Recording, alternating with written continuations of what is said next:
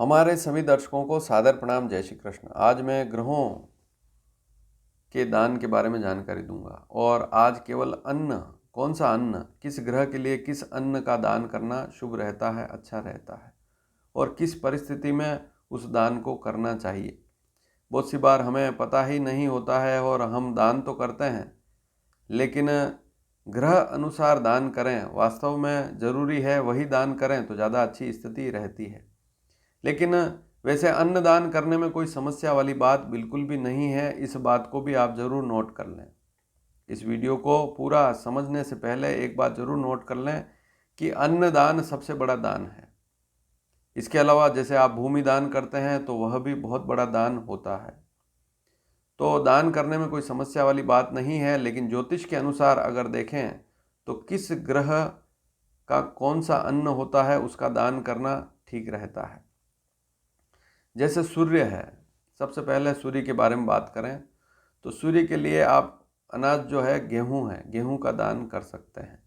लेकिन सूर्य कुंडली में यदि खराब है, बुरे फल दे रहा है, सूर्य के कारण अगर कोई ग्रह अस्त हो गया है, आपका विवाह नहीं हो पा रहा है, बहुत सी बार हमने देखा है कि सप्तम भाव का स्वामी सूर्य के साथ बैठकर अस्त हो जाता है। लेकिन वहाँ पर सूर्य भी यदि लग्न पंचम नवम का स्वामी है तो सूर्य के जाप ना करके दान भी कर सकते हैं, उससे भी लाभ मिलता है। क्योंकि जाप अलग विषय है, दान अलग विषय है। तो सूर्य का दान क्या है? गेहूं, गेहूं का दान किसी मंदिर में करते हैं। सूर्य मंदिर है उसमें भी कर सकते हैं, अन्य किसी मंदिर में भी दान कर सकते हैं, या किसी गरीब व्यक्ति को भी इसका दान करना ठीक रहता है। तो सूर्य के लिए, और ब्राह्मण को दान भी कर सकते हैं। सबसे बड़ी बात, दान किसी को भी करें, लेकिन जो है कुंडली में उस ग्रह की स्थिति क्या है उसको ज़रूर देखें। अगर सूर्य बहुत खराब स्थिति में है तो सूर्य का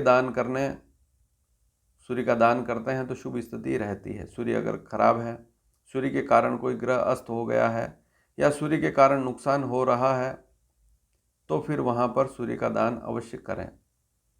चंद्रमा के लिए चावल का दान होता है, सोमवार के दिन करते हैं। सूर्य का दान जैसे है रविवार के दिन करना चाहिए और सुबह करें तो ज़्यादा अच्छी स्थिति रहती है सूर्य का दान। चंद्रमा का दान भी दिन में करें तो ठीक रहता है।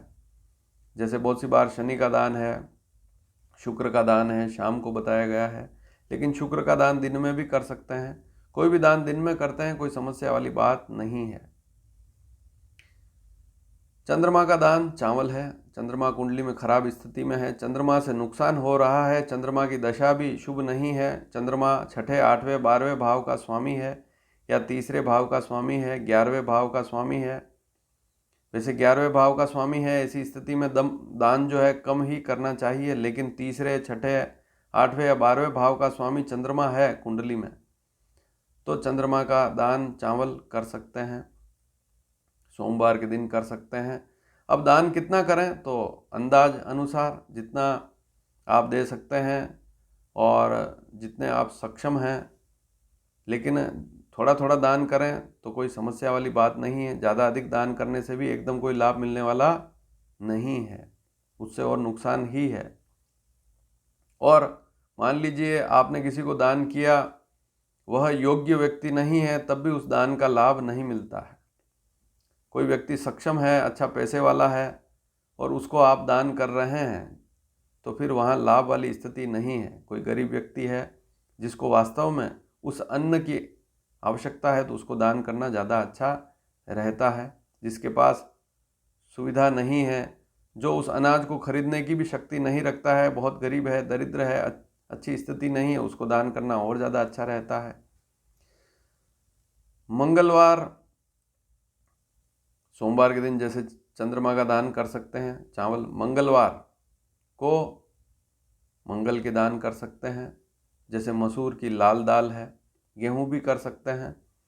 मंगल कुंडली में अगर बुरी स्थिति में है, कुंडली मांगलिक है या मंगल के कारण विवाह नहीं हो पा रहा है या मंगल सप्तम में ही है, तो उसके दान जरूर कर सकते हैं। मंगलवार के दिन इसके दान कर सकते हैं। तो बहुत सारे और वस्तुएं भी हैं मंगल की, लेकिन अन्न की बात करें तो लाल मसूर की दाल जो होती है उसका दान कर सकते हैं। बुध के लिए आप हरे मूंग जो होते हैं, साबुत मूंग है या मूंग की दाल है हरी, उसका दान कर सकते हैं बुधवार के दिन। यदि बुध कुंडली में अच्छी स्थिति में नहीं है तभी इसके दान करें। बुध यदि अच्छा है, लाभ देने वाला है, उसकी दशा भी अच्छी है, कोई भी ग्रह अगर लग्न पंचम नवम का स्वामी है तो ऐसी स्थिति में उसके दान हो सके जहाँ तक नहीं करने चाहिए। अब अगली स्थिति बुधवार के दिन जैसे बुध का दान कर सकते हैं। गुरुवार के दिन चने की दाल या चना जो है पीली दाल जो होती है उसका दान करें तो बहुत अच्छी स्थिति रहती है। गुरु के लिए, गुरु कुंडली में अच्छी स्थिति में नहीं है, गुरु नुकसान देने वाला है, उसकी दशा भी अच्छी नहीं है, लग्न पंचम नवम का स्वामी गुरु नहीं है, तो गुरु के दान गुरुवार के दिन कर सकते हैं चने की दाल, अनाज। शुक्र का चावल है, शुक्र के लिए आप चावल दान कर सकते हैं और शुक्रवार के दिन कर सकते हैं। शुक्र कुंडली में अच्छी स्थिति में नहीं है, कोई व्यक्ति बुरे व्यसन में फंसा हुआ है, उसकी आदतें सही नहीं है, खान पान भी सही नहीं है, गलत वस्तुओं को खाता है, गलत रहन सहन है, गलत मित्रों की संगति है, तो उस व्यक्ति को या उस व्यक्ति के निमित्त शुक्र का दान शुक्रवार के दिन जैसे चावल का दान आप कर सकते हैं। सक्षम व्यक्ति को दान करने से लाभ नहीं होता है, गरीब व्यक्ति को दान करते हैं तो लाभ होता है। चावल से बनी हुई कोई चीज़ भी देते हैं खाने की तब भी लाभ मिलता है। शनिवार को उड़द है ही, शनि के लिए साबुत उड़द है या उड़द की दाल का दान करें तो अच्छी स्थिति रहती है। शनि कुंडली में अच्छी स्थिति में नहीं है, नुकसान दे रहा है, उसकी दशा भी ठीक नहीं है, लग्न पंचम नवम का स्वामी नहीं, तो दान कर सकते हैं। राहु केतु कुंडली के 7वें भाव में विवाह स्थिति, वैवाहिक जीवन खराब होता है। यदि सप्तम में राहु है, केतु है, तो वैवाहिक जीवन अच्छा नहीं चलता है, समस्या रहती है। या सप्तम भाव का स्वामी भी कहीं राहु केतु के साथ बैठा हुआ है, वैवाहिक जीवन अच्छा नहीं है। या राहु दूसरे भाव में बुरी स्थिति में है, चौथे भाव में सुख भाव में है, पंचम भाव में है, लग्न में राहु बैठा हुआ, केतु बैठा हुआ है, तो राहु केतु के दान उड़द की दाल भी है वैसे, लेकिन तिल कहा गया है ज्योतिष शास्त्र में, तिल का दान करना अच्छा रहता है राहु के लिए, केतु के लिए। तिल काले तिल हों तब विशेष स्थिति रहती है, लेकिन काले तिल ही होने चाहिए। आजकल तिल को भी रंग कर दिया जाता है, काले कर देते हैं उसको भी।